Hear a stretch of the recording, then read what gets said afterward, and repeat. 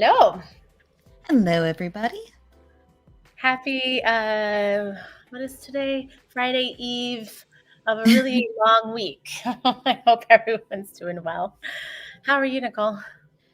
Pretty good. Just getting final things set up here for our trivia party. Yeah, trivia party. Today's trivia Thursday. It's technically, is it the first Thursday of November? I feel it is. It It feels like is. it's been going on for a while. Like it's been a really long month already. How is that possible? I know how, but we'll Mhm. just not say anything about how. But I hope you guys are doing well. My hope is that you all are protecting your peace this week. I know it's been a very loud week. And so we're going to have some fun today. Super, um, I was going to say light and easy, but it may not be. We'll see. Today we switched up quite a bit of our Quizlets, or no, what are these called? Cahoots. Kahoots. Thank you. The Kahoots. And so, yeah, hopefully you'll feel challenged, and that will be the highlight of your week is learning something new and feeling challenged. And so, thanks for hanging out with us. When you get here, we've got some folks already saying hello. Crafty Coders in the house. Hello, Crafty Coder. It's always good to see you. Thanks for being with us. Belinda's here. Hello, Belinda. Thanks for coming back. If you guys are joining us for the first time, this is our trivia party. We do it once a month. There's always the first Thursday, typically, I'll say the first Thursday of the month.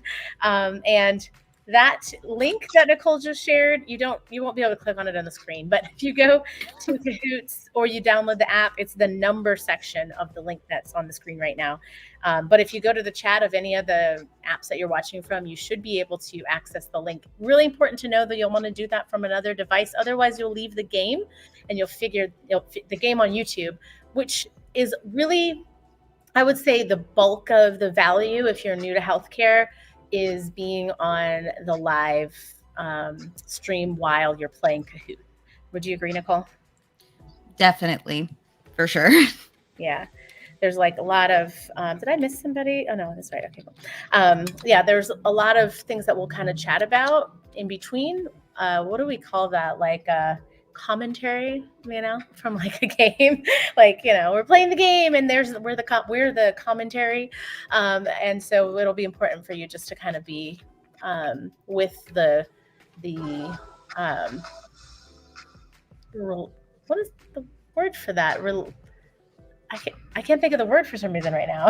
It's like literally on the tip of my tongue. I'm like the rationale. That is the word. I was going to say reliability. The reliability of the question, the rationale for the answers. We will chat about briefly as well, so it's helpful for you. Also, we have noticed, just while we're vamping here, I'm sharing the Facebook link and everything to our lovely little groups, which I'll put a link for in the comments if you haven't joined yet. Join us in the Medical Billers Network and all the other places.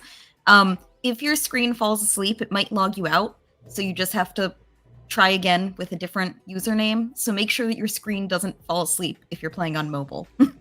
Very important. Oh, that's right. I forgot that happens. Yeah, when it goes, I gotta close these things. It's so bright. I can't see my screen. All right. Yeah, so when it goes to sleep, it logs you out, and then you can't use the same name, which is never fun, especially if you spend all that time picking like a really fun name. So I'm grateful the sun is out in Charlotte. Yay for that, but I can't see It stopped anything. raining. It's been raining for like 3 days or something. Yeah, it has been a rainy week. It has I'm matched just the gonna energy. add this. We can look at all the fun animals and hats and accessories here. We Yeah, will good. be getting going here soon. And as we have started, I think for a good couple months now, we will have 2 different games. So instead of one really long game, we have 2 kind of medium games.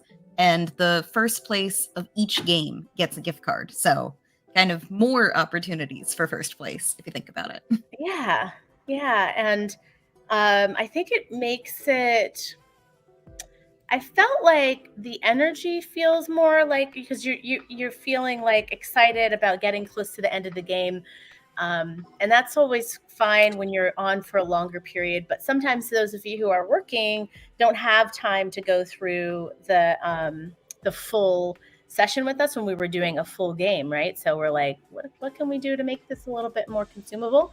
So 2 games is what we thought of, but we're always open to feedback. So please let us know how this lands for you. So give us feedback in the comments or in the Facebook group, and just kind of let us know how it feels in your weeks, how it fits, if it fits better with the 2 little smaller games instead of hanging out for a longer period. So with that said, we are trying to feed the algorithm more because it's hungry. So if you would do us a favor while we're waiting for folks to get logged in, and give us a thumbs up or a heart or whatever you're on whatever you are watching this video on, and you can engage with the comments and say hello when you get here. That will help us. It helps the channel. It lets YouTube know that you guys like what you're getting on this space. So if you haven't subscribed, please do us the honor of the subscription. And there are membership options. Don't worry about any of that if it's not something that you're interested in. But if you like the content, you want to keep coming back, please consider subscribing. If you are interested in becoming a member, we are doing a lot of things in the member space right now. So, and as a matter of fact, I think you probably can still see the videos. Even if you're not a member, you can see the topics of the videos. You just can't watch the videos unless you're a member, but just to kind of get a sense of like what membership videos are like. Right now we're in a series of Google, while also doing other Google apps that are helpful for us in this world of healthcare, and also excuse me, while also talking about other things revenue cycle focused. So hopefully you feel served in that way. So, anything else you want to add? I was just going to say, if you want to get a little taste, a little sampling of what the member lives are like, we did make one of them kind of publicly available. Consider it your sampler. I gave a little report on the Pomodoro method. Normally, the lives are Jasmine led, or a little bit like this, where it's both of us. But I took over and I gave it to all of you. So you can sample it there. But we also, this month, are doing 2 member lives, which I'll be announcing later today after this current live. And I believe we're talking about like end of month reporting type stuff. I say we, that is a fully Jasmine topic. But Jasmine will be doing a second one upcoming on the 19th. So if you're interested, if that's a topic you want to hear about, the previous lives are always available for members. So whether you join on the 19th or any time after that, you'll be able to pop in and enjoy that. Yeah. Otherwise, unless you had anything to add about that, I think we're ready to get started.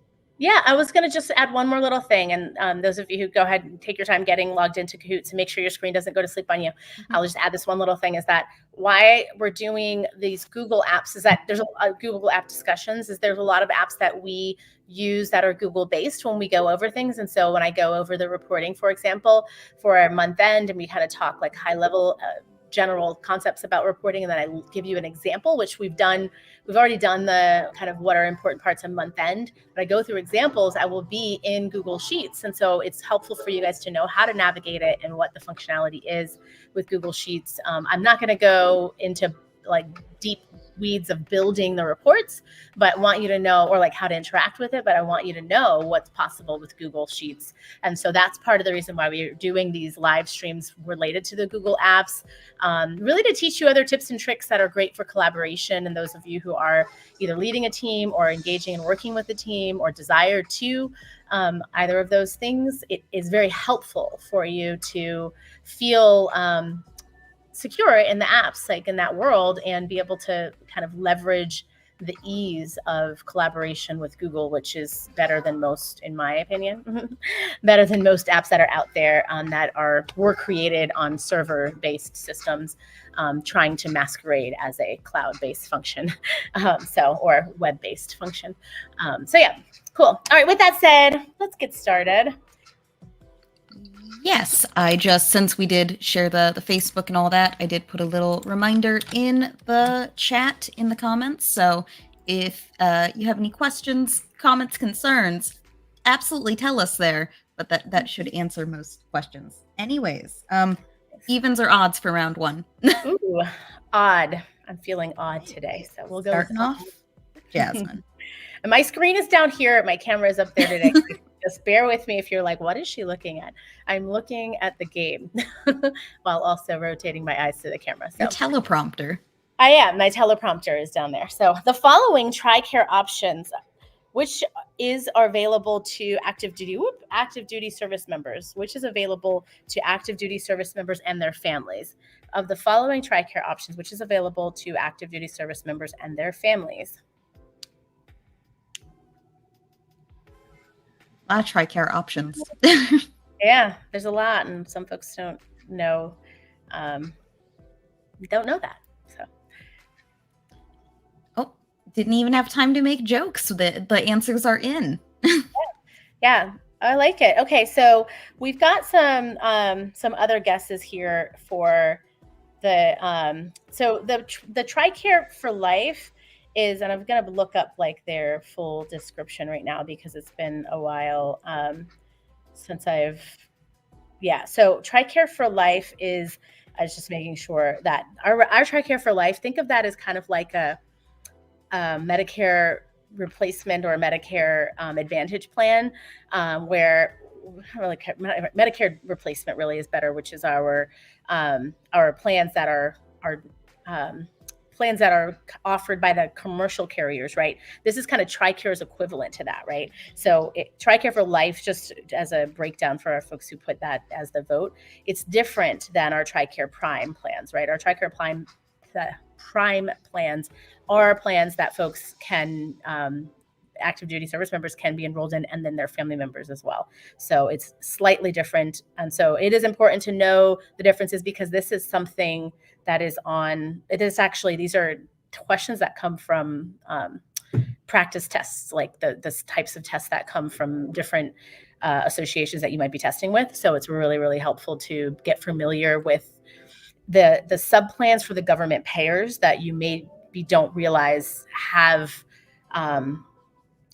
we'll call them subplans, or like, kind of plans that are, so you say TRICARE, but you're like, oh, I didn't realize this particular TRICARE plan is covering only Medicare, versus one that is covering other folks that are non-Medicare aged. So yeah, cool.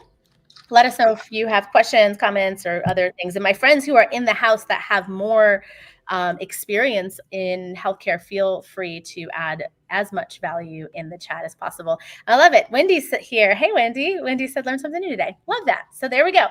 Check the box for learning something new every day because you are done for the day. So that's the goal anyway, at least one of my goals, right? It's like, just learn something new, just one thing every day. So, did I do that? I think I'm sorry. My bad. That's Nope. You fix it. Having so much fun here. My screen is tapped, and I think I grazed it when I was putting my phone back down. So well, I've also learned something new on our stream manager side, so we're all learning today. Sorry. Okay, Nichole, you can go to the next one. All right. Screen is quite sensitive. Let's see. Crafty Coder. Ooh, must have been really fast. Almost a perfect score, as Todd, I'm sure, would let us know. Nice. Love. Right. Love. So which services below is covered by early and periodic screening, diagnostic, and treatment? EPSIDIT, if you wanted to pronounce it. I don't know. Took a gamble. It's probably not. It's probably EPSDT, but I thought it'd be funny. EPSIDIT. Yeah, exactly. I feel like, when we talk about the acronyms, like you really never know when something should be spoken in healthcare or when it should be just the acronyms spelled out, right? Spelled, like whether or not it's something that needs to be written out in detail. Well, I get in a really bad habit. When you start doing something as a joke and then it stops being a joke and just becomes something you do. Yep. So I started doing it because it annoyed my partner, my boyfriend, when I would just mispronounce things like slightly or read an acronym as if it was a word. But now it's just something that my brain does automatically. Yeah. And I'm like, well, now it's not funny. Now I just look weird. It's now a me thing. I mean, like, my brain automatically wants to make something. Oh, it's so weird. When it was in red, my brain was immediately was like wrong. Wrong. I'm like, that's not wrong. That's right. Okay, that's interesting how the brain does that. I'm like, why is it? Yes, exactly. My friends did. Most of them got that right. So here's the deal: is I love to try to pull out sections of words that help us remember. So the goal with this is we are trying to identify issues early so that we prevent sickness from progressing. This is a Medicaid um, function for our pediatric care. So it is basically from whence we get our checkups that are required and also covered by Medicaid products and other products now, thankfully from the ACA, Obamacare. That is the Affordable Care Act. The Medicaid products have this requirement for pediatric checkups to function in a specific way so that the goal is prevention from disease progression and hopefully having things caught early. So when I talk about pulling out words, right, early and periodic screenings, right? So we're thinking about, okay, early, I think of like early meaning like they're young, early in age, and then periodic meaning like done regularly. And that just kind of will trigger me like just, oh, this is the one that's pediatrics, right? And the structure for this and like who kind of created the structure and for what purpose, like it being Medicaid is just something you have to remember. But just as a way to kind of attach to certain phrases that will help you prepare your mind for the test early in I can't say the word. I was going to say pediatric. You can actually say that pediatric and a periodic as like sister terms, I guess. I didn't even think about that before, but yeah, always try to find ways of like remembering things by association of words that might draw your mind in a certain direction. So hope that helps. Speaking of words and associations, you run into a lot of people who mix up pediatrics and podiatry. I'm curious. Yeah. Most people don't know what podiatry is unless you have someone in your family or you yourself have had something like a foot condition of any sort, even if it's just like flat feet or something, right? Where you're just going to get a podiatry exam. I do think that like the birth of people having those like foot scanners in like running stores and stuff like that for like identifying your gait and all of those things by getting like these different inserts. I think that has made it a little bit more familiar, the word podiatry. But yeah, you know what podiatry is, right, Nichole? Yeah. It's like foot doctor. Exactly, the foot doctor. I binged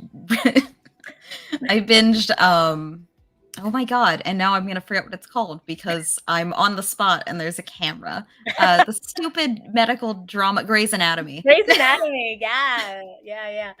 I was a doctor by way of Grey's Anatomy too. So. But there was a period during the pandemic where I was a little bit between jobs and I was really sick. So I was like, I'm gonna lay on this couch and I'm gonna watch 9 seasons of television, and that's what I'm gonna do. Binge. Yeah, ooh, nice. That's great.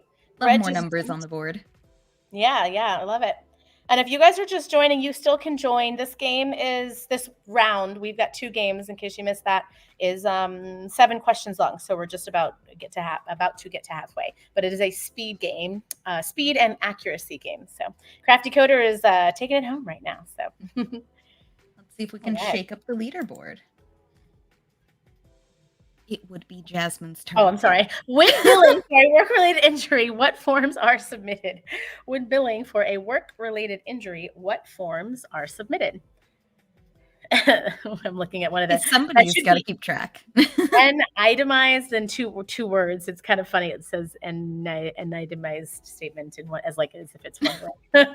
But it's an itemized. The blue answer is actually 2 words. And itemized statements.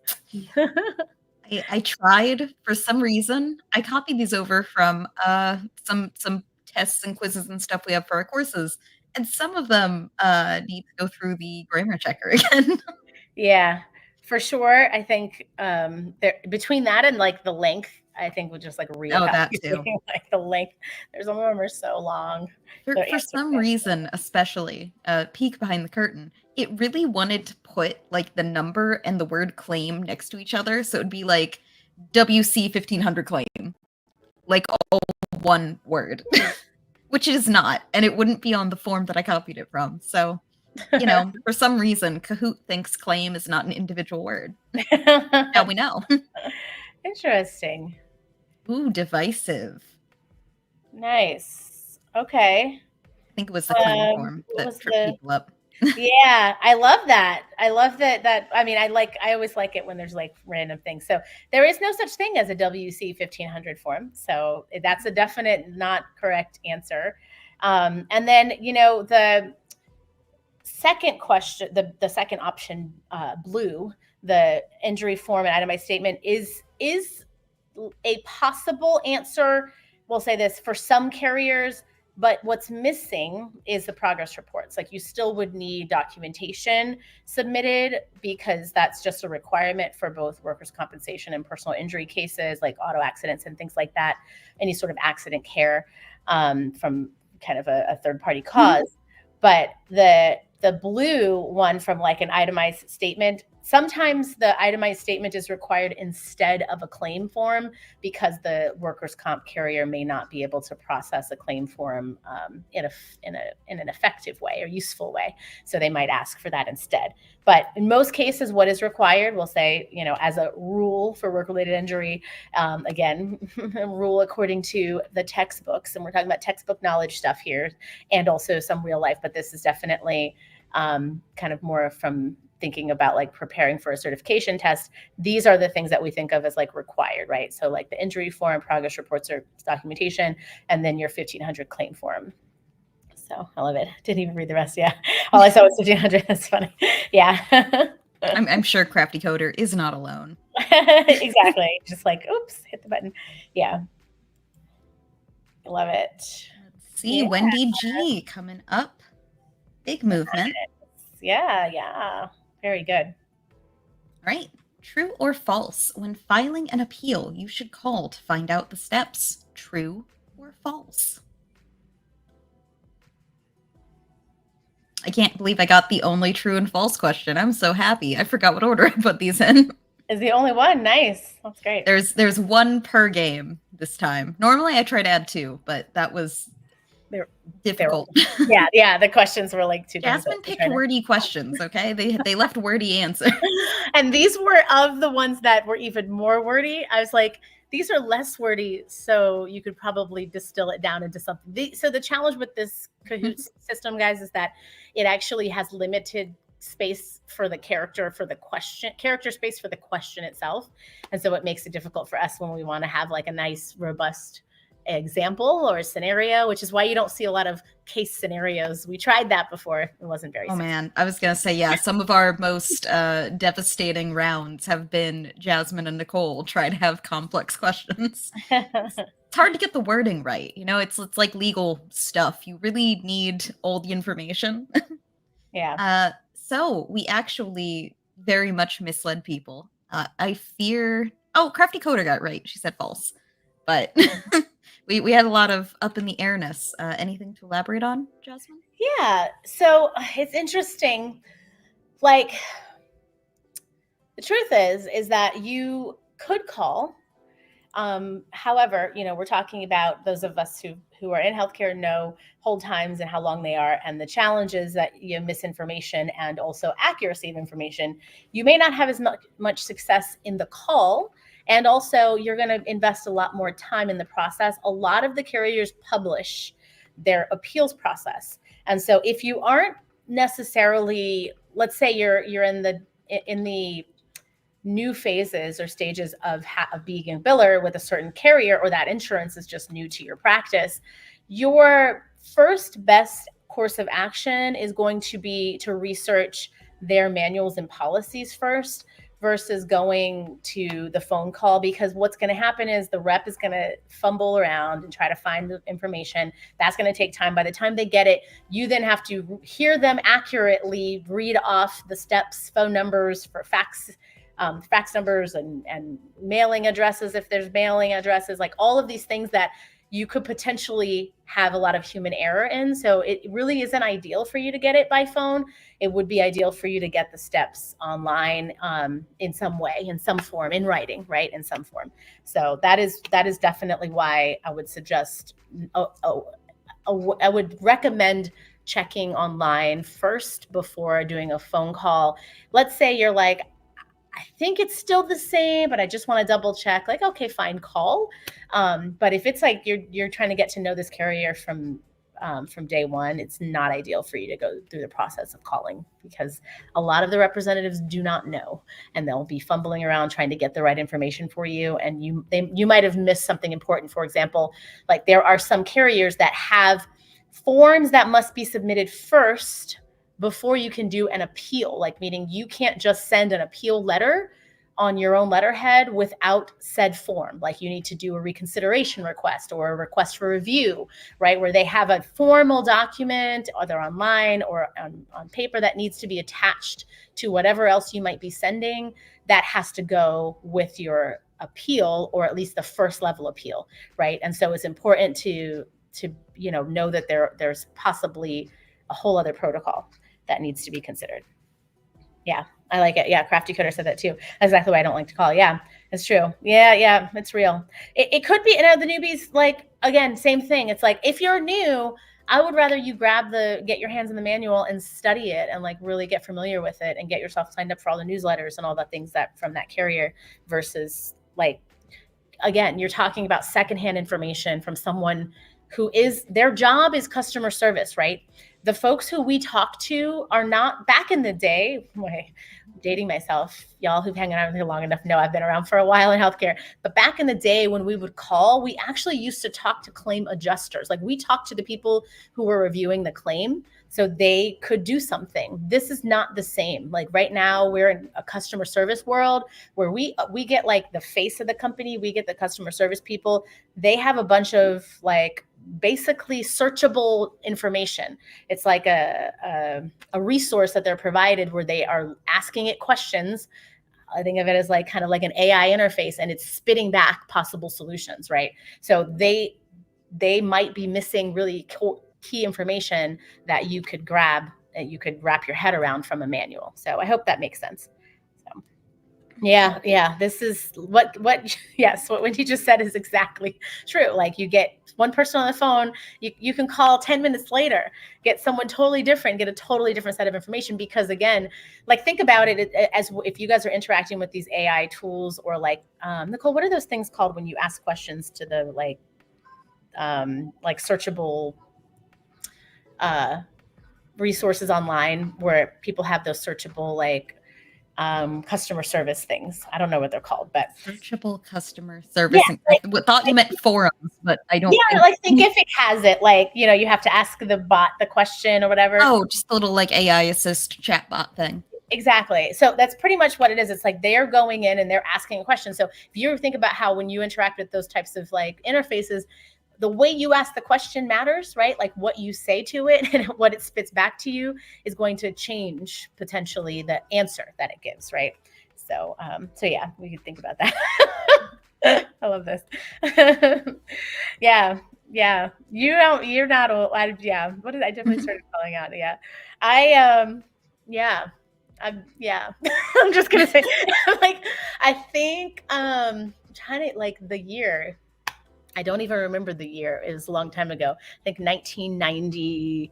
It might have, no, hold on. Let me think. Because I graduated in 03. So it might have been 2000. How many years have been in? 26 years. So it's been since 98. I was going to say, should be before 99, because I am younger than that. So I hope that helps you feel better, Crafty Coder. I've been before the 2000s in healthcare. So, all right. Cool. Next. All right. Let's see. Whoa, everyone has scores. We always love to see that. And we broke 2,000. Crafty Coder about to hit 3,000. So love it. We're getting a good lead between first and second at this point. All right. Does that mean, okay, working for a medical practice, reviewing claims, you discover one was overpaid by Medicare. Whoop. What act requires a refund? I hate when it moves while you're reading it. Exactly. I was like, I have my eyes had to find it. What act requires a refund? Crafty Coder says it absolutely does. It makes you feel better. Yeah. I feel like when you say you did anything before the 2000s, like immediately kids are like, there was a world before the 2000s, like time started in 2000. Like that's how my son I was. just assume if you've been doing something for as long as I've been alive, you should know what you're doing. So That is so real. And it's also weird. It's it's uncomfortable when you're at that age. You're just like, I guess I am that age now. Like when I don't know when that happened, but I just had a conversation about music earlier. Like I heard myself say this thing where I like almost like the, music today, oh no. I was like, all of a sudden I was like, oh wow, I do wow. relate though when something gets really popular and it's not at all your taste and you're like, okay, is this a me thing? Is this like, am I old Yeah. now? Well, I think it's interesting, like, especially during my childhood, like we radioed a lot, right? So like you did whatever came on, and what came on was all different. If you listen to like a popular radio station, like it's all different types of music, right? So you kind of liked you were more flexible. Now it's like when you get older, like you know what you like. And so when something comes on that you don't like, you're like, that's not for me. Like I don't like that music. So I love it. Awesome. My Yay. music comments will wait. Yeah. I saw the comments come in. Just give us a second because I don't want to cover the questions up or the answers up. So this is great. Okay, so False Claims Act that's the heart of so many things that happen compliance wise for us in the revenue cycle. So a lot of the things that you're talking about as far as like timing for claims, things related to refunds, and the things that are determining our levels of like abuse and fraud and all of that stuff comes from False Claims Act, errors and omissions and different things that like we care about from a compliance perspective comes from the FCA.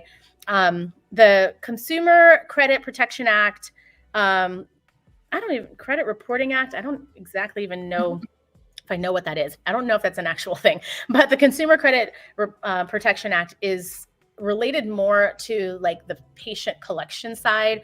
That's not anything related to what we do. And Stark Act is something totally different. I'm not going to go into that because I've already over-explained things today.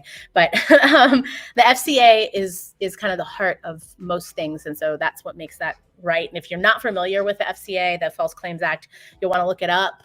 It is something that you want to just really get to know because it is kind of the heart of compliance from a federal perspective, and it trickles down into the contracts from our commercial carriers as well. All right, cool. Let's go in here. So, yay. Oh, scoreboard. Sorry. You're good. Crafty Coder. Hi, AJK from Pakistan, having you at 2 years of experience. Love it. Thanks so much for hanging out with us. I'm glad that you're seeing that you're getting lots of value from the channel. So, yeah, I love that. Love it. I missed somebody. Oh, I'm sorry, Crafty Coder. Okay. I graduated in 1985. Yeah. I was thinking NBC. Yeah. It's so funny. I love that. Graduated in 1995.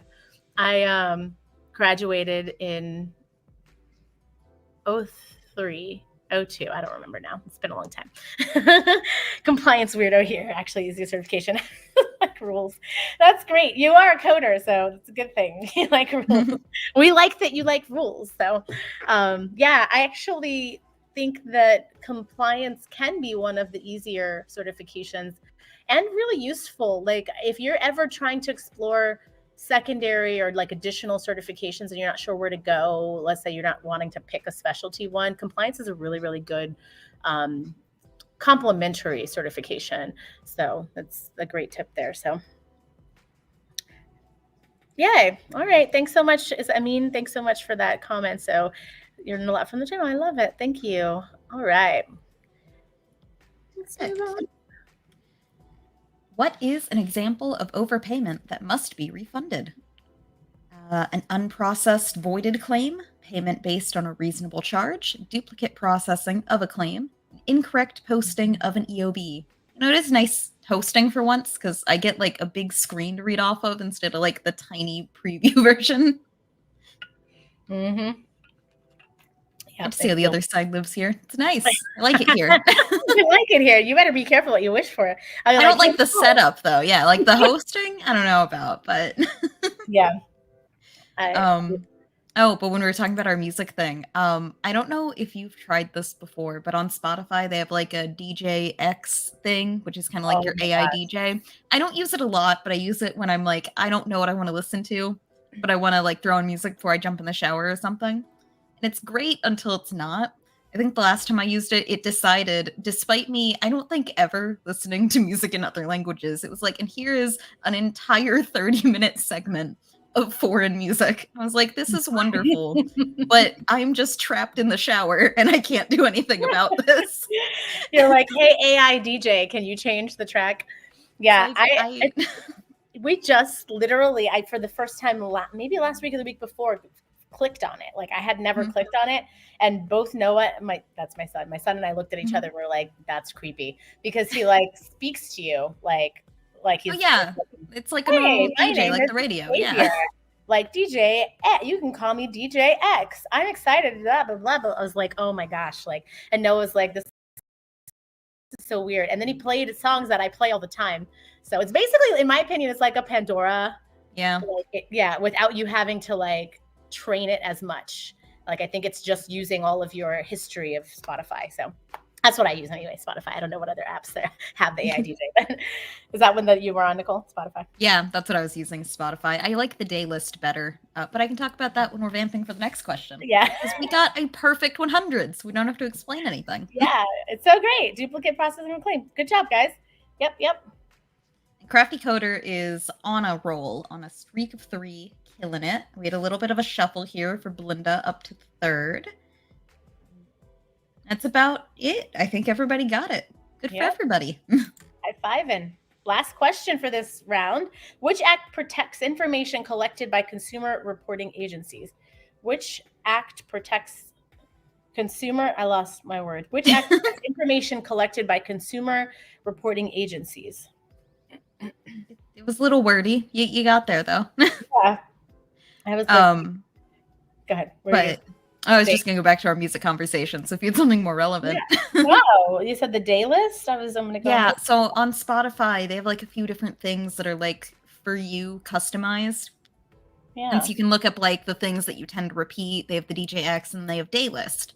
I think it's in most countries. I was talking to somebody like an internet friend, and I don't think they have it in like some countries, but they do in the US at least. And it'll customize it. I think it's every 3 hours. And so it's like at this time, you usually listen to, folky indie writer music, or you listen to a lot of pop or, whatever.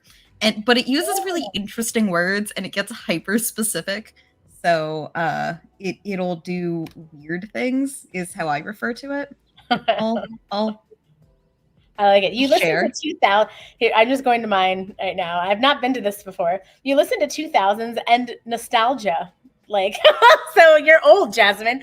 See, yours is nicer than mine. On Thursdays. So here's some 90s R&B.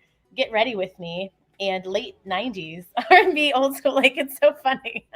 Mine. And I've been on like a really big pop hit. I feel like a pop like thing. Like this summer, there's been like a lot of great pop music. Yeah. So mine is Bed Rotting Power Ballad Thursday Afternoon. You listen to Brat Summer, which is not an album that I've listened to. I don't like that album. It's not something I play.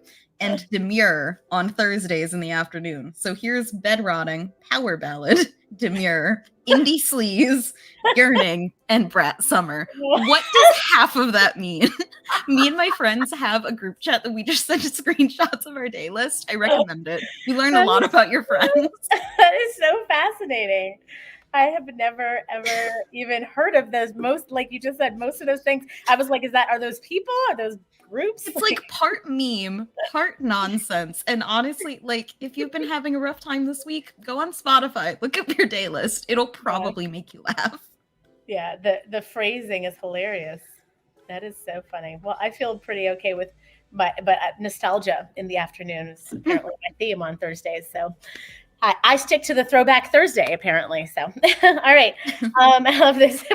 No, you are not. Okay, here's the deal: is I tried to negotiate with my partner, like starting to listen to Christmas music already or holiday music already. I was like, no, like middle of the month and later, at least closer to Thanksgiving. I'm like, ugh.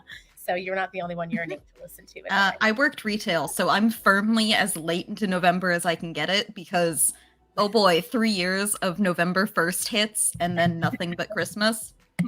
So bad. So bad. All right.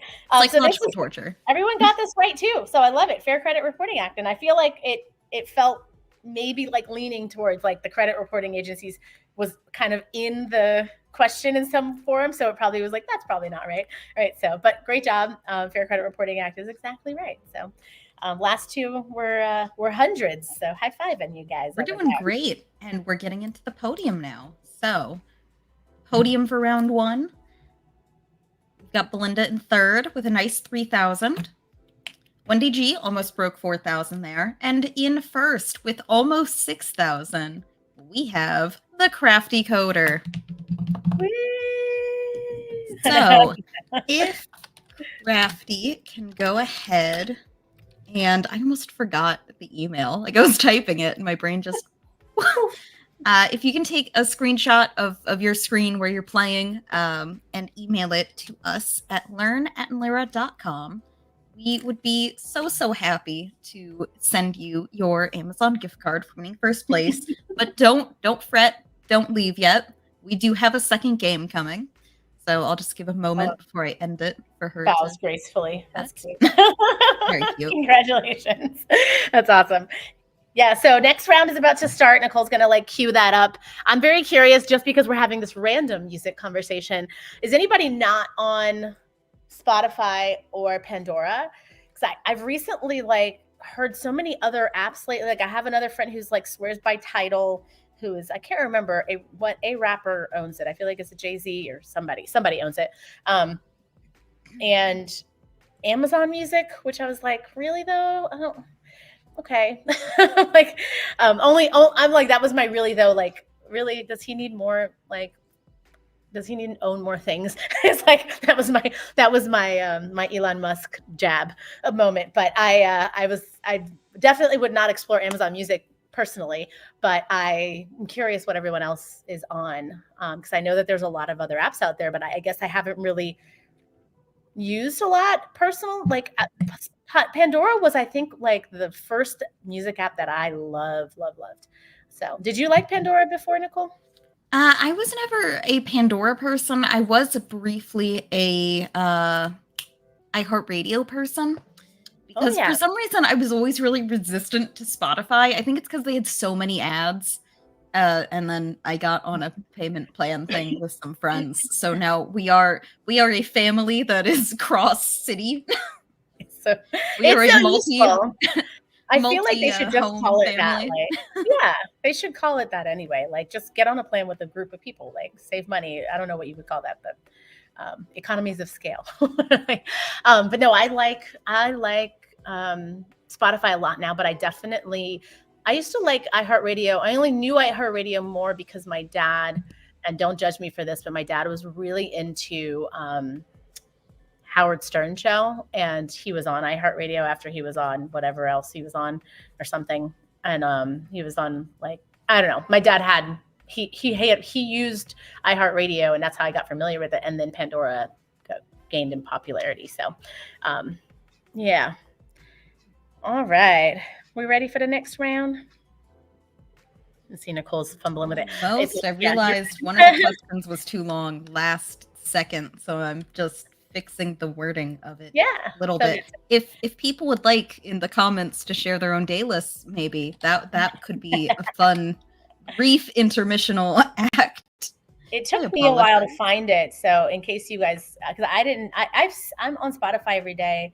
Those of you who hang on here long enough know that I also run a yoga and events company. And a lot of our teachers are on there. Like, a lot of our teachers have Spotify, so we share Spotify lists and all that. And so I'm on there all the time, but I didn't know where it was. So, like, yeah, there'll be another pin, Wendy. Yep, there'll be another pin. Sorry. we didn't mention that. Or that Nicole's loading the next pin right now. So underneath Spotify, under home, I didn't find it. So I had to go to the music part. And then I scrolled down to a thing that says uniquely yours is the section.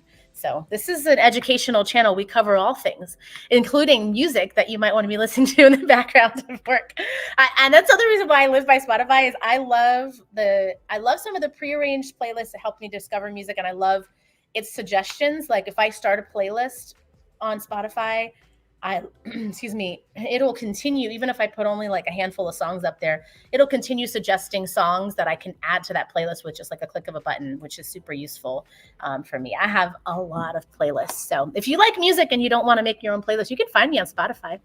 It's just my name. It's a lot of it is yoga music though. So that's, and I say yoga, it's a lot. Yeah. It doesn't mean it's like all just like, Zen or whatever. There are other songs on there that are not just the traditional boring yoga music. So, but there's definitely some really great Zen meditative sounds as well. So, all right.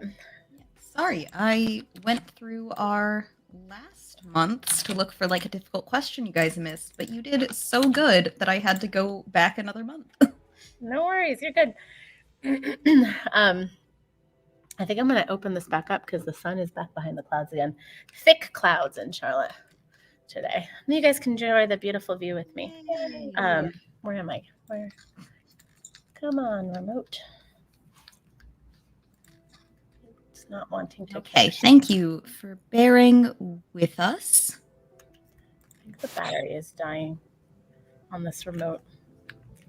We're having so many problems. I just want to open the window. Now I can't open it, so it's fine. Now I'm stuck in the dark. Okay. It's not dark, but just being dramatic. Anybody else feeling that seasonal transition situation after the daylight saving shift? See, I've never been somebody who, like, I had friends who had seasonal depression and such. Never been. Sorry, personal. The LinkedIn. First time I posted it had 2 J's. This one has no J's. I just cannot win on LinkedIn right now. There it is. But there we go. I don't know. The battery is dying on the remote. I think it just wasn't letting me. It wasn't responding. Yeah, I've never been like a seasonal depression person. I tend to like fall and winter a little bit more. Spring is nice. Summer's hot. Yeah. I liked summer break, but now that I'm an adult, I don't have summer vacation. So I admire that. That's not a thing I get to benefit from. I have pretty severe seasonal. Go ahead. Sorry. I was just gonna say the only thing that does kind of stink is like you go out and you do something, like you run an errand after work and you come out the store and you're like, it must be 9 and it's like 7. Exactly. Yeah. Last night it was like 9:30 and it felt like midnight. I'm like, I'm so tired. I have pretty severe seasonal depression. I don't like the challenge is I think I already had it before living in a place that had lots of seasons. So then I moved to 2 places that had very minimal seasonal shift, Southern California and then Southern Florida. And now I'm in a place that has 4 seasons again. And I think it makes it more severe because you notice it more when you're living in a place that doesn't have seasonal change for a while. And so I can deal with fall up until time change that just happened last weekend, because now it's like, oh my goodness, like I literally, my whole day is oriented to trying to do as much during the daylight because I am so connected to like the sunshine that I feel like I cannot function after 5 o'clock. So if you guys see me on live after 5 or doing anything after 5, know that I probably am going to sound drugged or something because that's literally how I feel on the inside. So yeah, my friends are logging in. I see you guys joining. The new code is on the screen.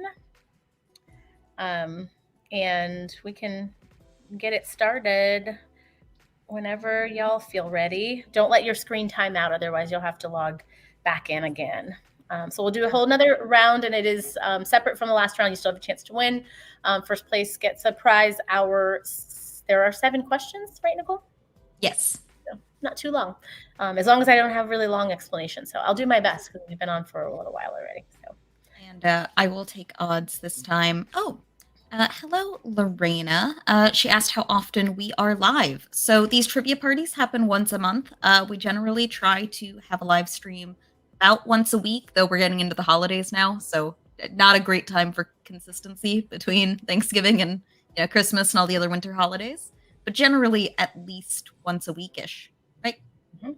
Yep, once a week. Yeah, and during the holidays, we'll still have videos and things going up, but like there are the last 2 weeks of the month we won't do any live. Last 2 weeks of the year we won't do anything live, and then the last week of this month, November, we won't have a live stream either. So I think we might have a member one though. I forget. The calendar is on the events page though. If you want to get more information, as a matter of fact, you can check that out on the events page. Oh, my voice is going away all of a sudden. On the events page, we try to publish the upcoming events calendar for all things, including like webinars and member only events and other things that require RSVPs off of YouTube. And so it'll help you stay like connected to everything that goes on. But live streams, yeah, once a week is pretty regular. Yeah, you can see everything we have going on, including, I don't know, our webinar that's coming up on the 16th. If you were interested, you can check it out in the link below. It's pretty cool. Uh-oh.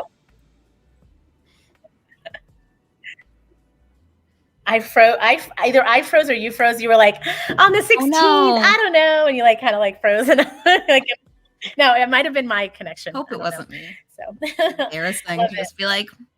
It was perfect timing. It was more for like effect. You're pausing for effect, So yay. Thanks, Lorena. Thanks for hanging out. We're excited that you're here.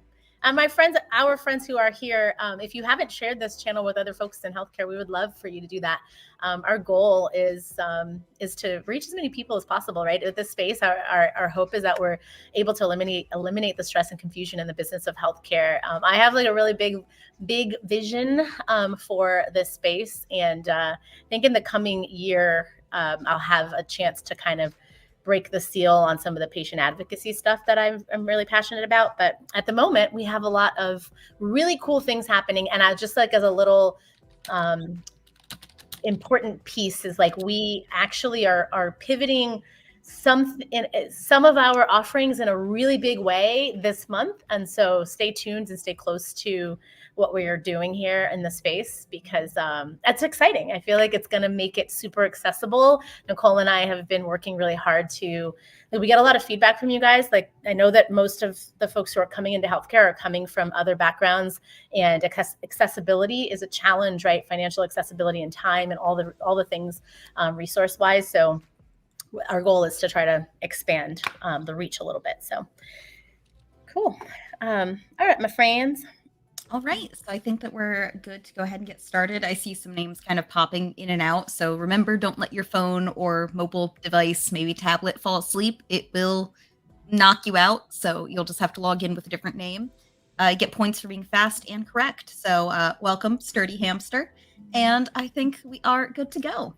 Let's do it. Goodbye, Sturdy Hamster. I'll do even. I thought your name was cool. Yeah. If you guys are logging on for the first time, you got to have two different devices happening, or you're going to have two different windows open, because it will, if you click on the link, it'll take you away. So hopefully, Wannabe Natural says they can't hear. Hi, Wannabe Natural. Good to see you. Can you guys hear us okay? Let us know. Personal device problem. We didn't have any problems the first half, but let us know if suddenly you stopped hearing either of us. Yeah. Because that would be bad. What is the name of the software used to identify medical coding and assists in the assignment of ICD-10-CM and HCPCS codes? That was a really long question. Yeah. It didn't look so long, like written. Then you have to read it for like 20 seconds. It's because it's those big words, the big annoying words in healthcare. Medical coding assignment of ICD. Right? Yeah. Like all these words, all this mumbo jumbo. And like Jasmine was saying, as usual, you can join in as we're playing. We have 7 whole questions, so it can be anyone's game. And wow, you guys are good. You guys are fast. Yeah, I feel like this one was somewhat easier, only because I intended to not like trip you guys up with like having a lot of different other software out there. So these are the question was software, but it's important for you to know what encoder is, because it is a very popular one that's referred to a lot through the different testing groups. Now that Codify is a thing, that one is also used sometimes on these different tests as well, as just like a reference point of like, what is the popular, coding software or whatever. So it's just important to know these tools. If you're not using them, that's fine, but you do need to be familiar with the names, because these associations that are certifying individuals, if you're going to sit for certification, are often using those terms. So next, leaderboard. Right. Look at that. You all did very, very well. Very proud. Yeah, super tight too. I like it. Crafty Coder agrees. Love Codify. Yeah. Codify is an AAPC solution. So if you're not familiar with it, check it out. Cool. Next quiz question: what are Medicaid providers forbidden by law to do? And that's how the question was written. That is 100%. I did not edit this. It was already written like that. All right. I failed to notice it, but I did not write the question. What are Medicaid providers forbidden by law to do? I think this is like definitely to do. I was trying to make sure like patience was spelled correctly, and like yeah, all the other words. Excuse me, guys. Sorry, we both that one. It's like that afternoon coffee call. I think I will definitely have to take coffee break after live. That is for sure. Yeah. I've been trying to avoid Starbucks, but have you been? Do they still have the Apple thing? I believe they should still have the Apple thing. I haven't been recently. I'm also trying to cut back, buy gifts, Yeah. I've got to trade coffee for presents for my loved ones. So oh, yay. No. I love it. No, I am trying to eliminate the big coffee brands from my rotation, and we've done pretty well. The only time it's challenging is when we're like traveling places, and you've got like the pick of like a drip coffee place or like an espresso latte situation from Starbucks. So nice. All right. Okay. What was the bill covered? Okay. That's a great, I definitely can see the argument for the bill patients for non-covered services. Balance bill patients is written in the law. There are some I can't speak, prohibitations. That's not a really word. There are some things that are prohibited around billing patients for non-covered services. Obviously now in healthcare overall, there's with the No Surprises Act, there's some things to consider, but with Medicaid, for what is written in the rules, balance billing patients is an overarching term that's used that does include billing patients for non-covered services and other services that are not being communicated in responsibilities in advance. So like you have to have communicated their copays and things like that. So it kind of is an overarching term, not just for non-covered services, but other things as well, that are remainders that you should not have billed them for. And the contract, when we say balance billing patients, the contracted rate that is required to be written off is included in that. And so like the topic of balance billing patients includes you not writing off the required adjustment and sending that amount to patient. So all of those things are encompassed in this topic of balance billing patients. So it says more, and it's also written in that way in the rules. Right. Ooh, Wendy G, straight to the top. Look at you. Nice. Killing it. Yeah. Right? Wendy's not playing around. Wendy's like, second round, I'm going in. Finger on the trigger, ready to push the button. All right. This is me. The global period covered and the time frame when performing a minor procedure on a Medicare patient are both 10 days. If this was phrased horribly, this will in fact be a blame Nichole because this was the answers themselves were longer than the question limit. So Yeah, I like that you did the true or false instead of like having. yay. Okay. Why is there only one? Is that Oh, please tell me if somebody got kicked or something. Yeah, I thought we had a few more players than that. or maybe it wasn't enough time? Yeah. I was almost positive I changed it. Please let me know if that was a me fault. Yeah, kicked out before they could answer. Okay. Huh. Mike kicked out. Okay. We can take 30 seconds here so people can rejoin because we're still only halfway through. And, most people only have a question or two right. I feel really bad about that. I'm sorry, Wendy. Especially because she was in first. Yeah. That's interesting that it did that for that question. I didn't see the timer though, so I wasn't paying attention in case it was set shorter or something. Yeah. But yes, so just on the topic of that minor procedures, just in case you guys weren't sure, 90 days is typical for major procedures, right? But minor procedures have a 10-day global period. And so that is the requirement there for minor procedures. A lot of people consider when you hear like global period, you immediately go to 90 days. And so it's really important to know and notice whether they're talking about major procedures or minor procedures. All right. Question number 4. Which is Jasmine. Sorry. Which act a physician violates? Which act is when a physician violates his? Which act does he violate when a physician bills procedures to Medicaid that were not performed? Which act is a physician violating? What the hell? Okay, I'm sorry. What we've learned is this really needs to be combed through twice. Yeah. Which act does a physician violate when he bills procedures to Medicare that were not performed? Which act does a physician violate when he bills procedures to Medicaid that were not performed? Okay, that is much.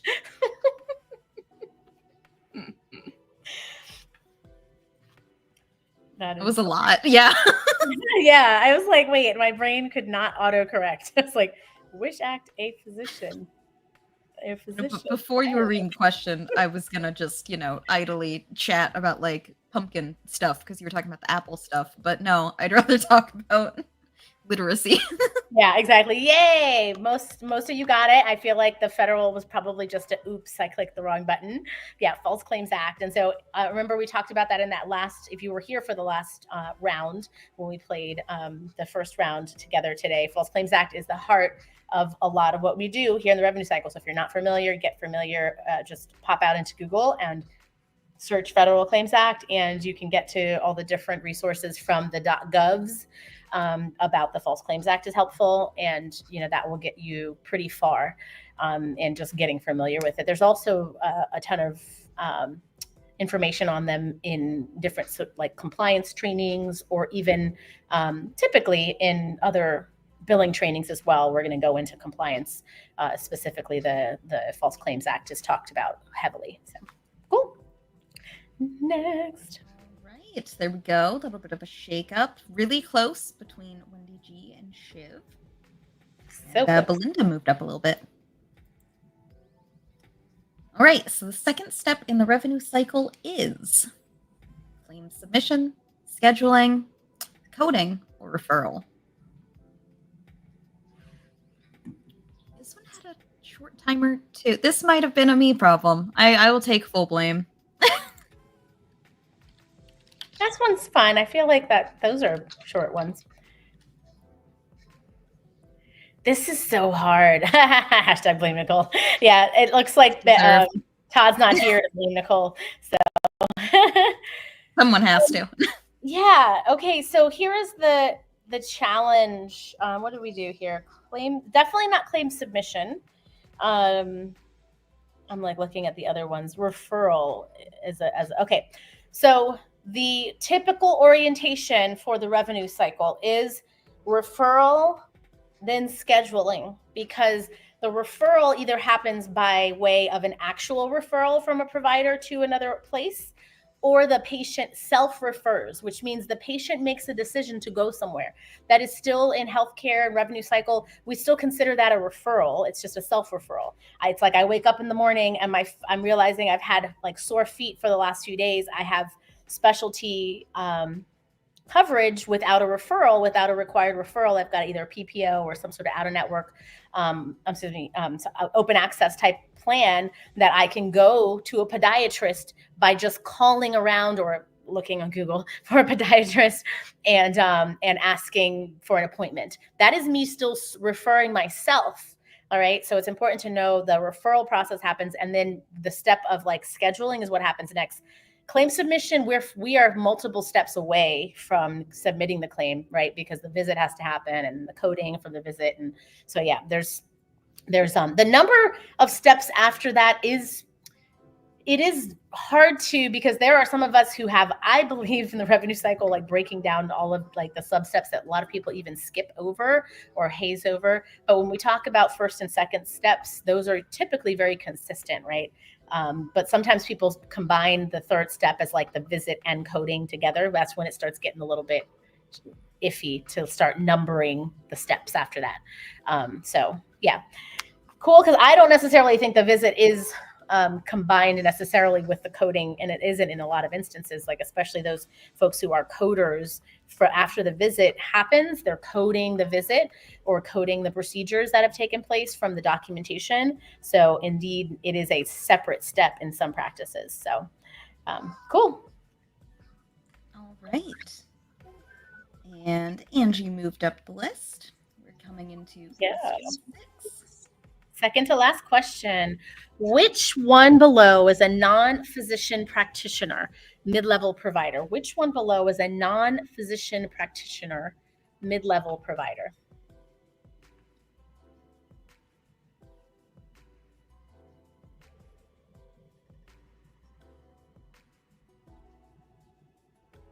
This one was shorter too, a little bit. Yeah, I don't know why that. I know this one was a normal length. I don't know what happened with that one. I was gonna look up the list for you guys too, just to blame Nichole. I don't know what happened with this one, guys. I'm sorry. Yeah, no, it's all good. Okay, I was gonna pull up the list just so you guys can kind of, because mentally. So deal is like when we talk about non-physician practitioners, we're often referring to people who have to work underneath another provider. So we're like they can drive a patient's care without the primary provider necessarily directing that particular visit. So for example, like a nurse practitioner is an example of that. In most states, I will say that, and a PA as well, the physician's assistant, in most states, they have to have another provider that kind of signs off on the visit, but they can have a visit with the patient and make recommendations, prescribe, so on, with the patient without having the physician present in the office, in the clinic at that moment during the visit. What has to happen is they are under the supervision, meaning like they are being kind of managed, supervised by another physician, right? So they have autonomy, right? Physicians, nurse midwives, certified nurse midwives, licensed social workers have autonomy, okay? Residents don't have autonomy in that way. They actually have to have a physician or another provider present to be able to do anything. They are basically like in training, right? Think of them as being in training. Like Nichole, you remember that from Grey's Anatomy, right? Mm-hmm. Like, so yeah, like it's important that you know that these guys, the residents at that stage, are not in a place where they can do things without their supervising providers present with them. They cannot prescribe and do things without them being the giving the nod of approval. Okay. Cool. Next. Right. Wow. Again, my apologies. Again. really don't know what happened. I know I changed them. We're trying to keep them longer because VA in healthcare. Oh, go ahead. Sorry. Yep. Oh, yeah. VA in healthcare stands for Virginia. True or false?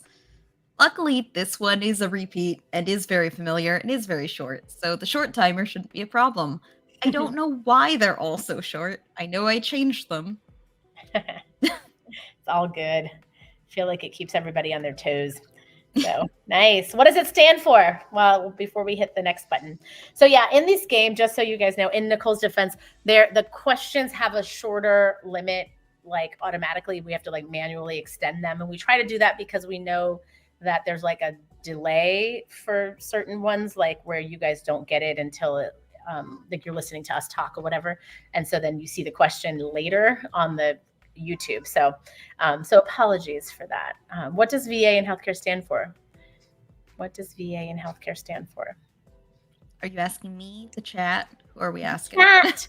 But if you know, Nichole, while they're chatting, let's see if anybody they'll probably give them another minute before. Give them a moment, yeah, because I think like the live has like a 10-second delay. I think we've like tried to map it. Yeah. So that with like trying to read questions and then put in answers, that's where it's like, oh yeah, yes. Boy, we extend it to like a minute. Yes, love it. That's right. Veterans Administration. Veterans Administration. I'd also accept Veteran Affairs as a secondary answer, but Veterans Administration is the longer, more appropriate like term that we would use. So Veterans Admin, Veteran Affairs. Are you ready for the podium? I am ready. Are y'all ready for the podium? Drum roll. So third place, we've got Angie with almost 3,000. Ready and for Christmas. Second place, 3,400 for Wendy G. And 4,200. First place goes to Shiv. Thank you, everybody, so much. Belinda and Fearless in our 4th and 5th runners up there.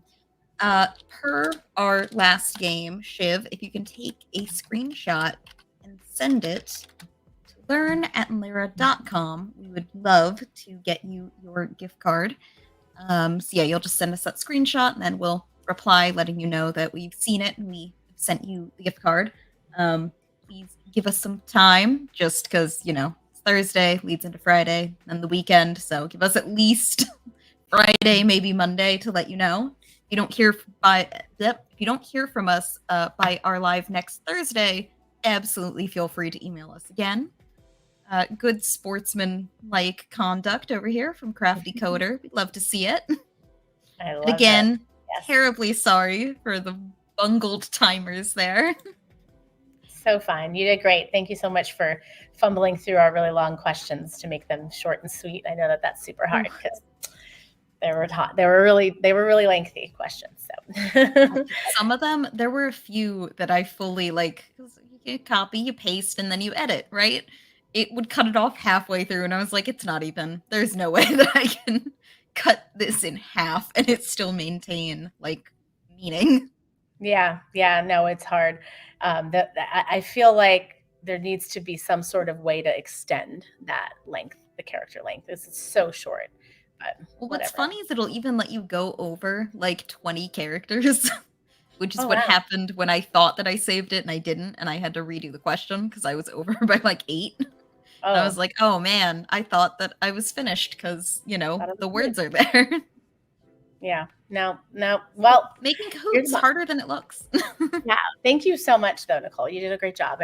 I feel like those questions were really good. You guys all worked really hard today. So high-fiving each of you because I know that they were way more difficult than they have been. We are going to continue to challenge you guys, those of you who've been around for a while and are like, I'm always able to ace these. Our goal is that we get to challenge you too to continue learning something interesting and new, and make it a worthwhile stay where you are growing and expanding while also winning some money. So, cool. Well, we are back. What is our schedule? I'm like, that's what I was trying to click. Our schedule is next week. We have a live stream in the afternoon here on the East Coast. So that is the 14th, because I definitely know what day it is. Shut up. And after that, we have our webinar on the 16th. Sign up. We'd love to see you there. We're hanging out on the weekend. We'd love to hang out with you. And after that, we're having our second YouTube Members Live of the month on the 19th, where we're talking about the end of month reporting fun goodness there. Yeah. I'm looking at he doesn't we need to have him add the 19th on the calendar. It's not on the calendar. I was gonna say I don't think he has the YouTube lives on there. Yeah, he's got the live for next week, Billing Basics one, but the 19th isn't up there. So when I'm saying that's our web editor. And I really would love to change this little calendar on at least the one on the mobile, because it messes with my brain. It's done. I like weeks that start on Mondays because I just think that makes more sense. Sundays should be the day of rest. And internationally, that's how most calendars are designed. But I think my brain immediately goes, this isn't right. We're not doing live on Friday. And because I'm used to the calendar showing the week starting on a Monday. So that's interesting that it I don't know if I've ever noticed where it's oh, I guess we're doing calendars this way now. I don't think I have a strong opinion until you said something. I was I don't calendar. I know. You're I always start mine with Sunday. I have a handwritten one on my desk because my big whiteboard is behind me, and it feels rude to be hold on. Let me check my. So I did a handwritten one for quick reference for all of our lives this month, and I start mine on Sunday. So that's really interesting. Yeah. I feel this strongly about it. I do. Well, it's an international thing. It's when you get familiar with the way others do it, it makes you go, that makes so much more sense. Why don't we do that? Starting it on Monday, it always feels dreadful. It's Monday, that's when everything has to start again. And so I feel less dread when I have it split. The weekend is at the beginning and the end, because then it's like a good sandwich. I guess. Okay, I could see that. If your sandwich starts with really bad bread, the whole thing is gonna suck. But if it has good bread, I feel this is getting worse. I'm gonna stop. Your analogy is great. It's great. It's okay, now I'm hungry. Thanks. No, this is great. There's other things what is random pet peeves that just why is that a thing? Why don't we do this? But yeah. I have a lot of those. I feel again, it's an age thing. Once you get older, you're I like what I like, and I've observed what I've observed. Yeah, I've become less opinionated as I've gotten older. I used to be extremely this is my super. You know what I'm super opinionated about with comparing international to American culture? Public restrooms. Why is it? Oh, you don't like the Gap? When you don't have a restroom access in a big city, in a civilized nation, being in New York City is the worst thing if you don't have a destination and you are there during winter time and you're drinking anything at all. It could be hot chocolate on the street, or you're well hydrated like I am and I drink a lot of water, and you're on the street in New York. If you don't have a destination, good luck finding a restroom that is available for use of any kind. That didn't make sense to me. So, but I could go on for days like this, comparing international culture to American culture. It's so next week, our question of the day will be, what is your biggest pet peeve? Because apparently this is what's on Jasmine's mind. Apparently, I'm going to say it's the curmudgeon in me that comes out during this time of year. It's I don't like this. I don't like it when it's cold, so there you're getting the version of Jasmine that's just curmudgeon-y. So I like Wendy's. You should ask the locals where to go. Maybe they know where to pee. No, or they'll invite you in. Listen to me. You got to pay somebody. You have to bribe someone who works at a store who is going to be willing to violate their customers only policy, or you're buying something, which I think is great for okay, cool. I support the commerce thing, but in New York City, you guys may not know this, but if there's a massive event, for example, Macy's Day Parade is coming, the Thanksgiving Day Parade.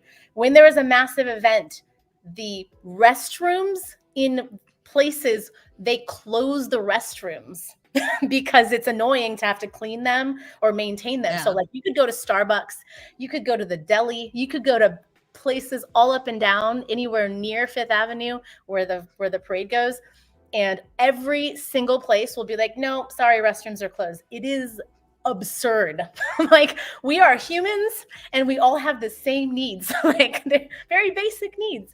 So anyway, I'm just Wendy asked what's your opinion on porta potties, so listen, I don't love them, but I will take what I can get. I am okay with using it if it's like necessary. Wow.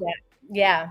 I would That rather surprises if I have to, but here's the deal is I've been in New York City during the ball dropping, and it is like torture. Like, you're like so many people, it's like freezing outside. That year it didn't rain super long or like snow super long. It was kind of sprinkly outside, cold though as I don't know what. And so yeah, exactly. This is a funny conversation. Wow. I would too, though. What? You would I rather mean, granted, you know what? Maybe I'm spoiled. Maybe I haven't seen these like biohazardous porta potties that the rest of you find.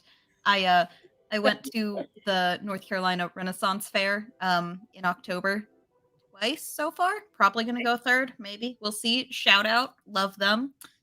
Go to your local Renaissance Fair. It's great. But they have porta potties, and they're like, at least the women's are clean and nice. That's the latest thing that I've been to. I think I've been to a few concerts with porta potties. They're definitely not all the same, but I can't think of any that I've been to that are like biohazardous. I'd rather hide behind a bush. Like, wow. Yeah. Where do you people find your nasty porta potties? I think it depends, right? Like Shout out to the Ren Fair janitors, I guess. Yeah, what the function is. It's also the porta potty company, because they all have like their things of treating they have to treat it before it's like usable. And so it makes it less all the things. But yeah, I do think it has to do with the maintaining of it. I don't want to hang out where Wendy's hanging out, is what I've decided. Like, I don't. Yeah, Crafty Coder's also not a porta pottier, so I'm holding it till I pass out. That's hilarious. We're learning so much about each other today. I know. I feel so connected to you guys. Thank you so much for seeing Started us with in this. Music, turned into porta potties. Yeah, I feel like this is a testament to this week. It's been a really heavy week for all of us, so this is it, like light and easy porta potty conversation. So thank you for this. You would think the implication would be that like I'm young and going out places. The truth is I don't go places, so maybe it's just that. Like, it's like I think I can count on one hand the number. No, that is incorrect, because I have been on like a bar crawl situation. But places that I went out and intended to go to on like one hand, like bar, club, etc. Yeah. I turned 21 in the pandemic. My social life is not. I am clearly not a club person. Yeah, exactly. You're like, wait, small spaces? What? Why? Yeah, and that's the deal. Like, sometimes you could go to public restrooms that are worse than porta potties. Like are not maintained. So this is such a random conversation. I deeply appreciate you guys for this. I feel bad having the channel members thank you going across the porta potty conversations. It's not where I thought we were headed at all. But if you guys are interested in channel membership, I will say this. I feel like as channel members, like we with our channel member lives, we are so much more casual in our conversation styles, and like, not that we talk about porta potties by any means, but I feel like you get to know us more, and like, yeah, you get like the like raw versions of like us, which is fun. Yeah, so we have a few earlier episodes on like ADHD, kind of managing that, general like organizational stuff. We have some more general topics. We do have some specific, like we talked about the end of month reporting that's going to be happening at the end of this month. And as a member, if you join and you have a topic, let's say credentialing, or probably not porta potties, but something that's more conversational, we're always happy to include it in our roster. I see the comment. I think I've had grosser gas station bathrooms than I have porta potties. I don't know if that's a like controversial. Truck stops. They're either great or horrible. Yeah. For me, I have a call. We have another We have an info session if you're interested in courses that happens right now that I got to get off to.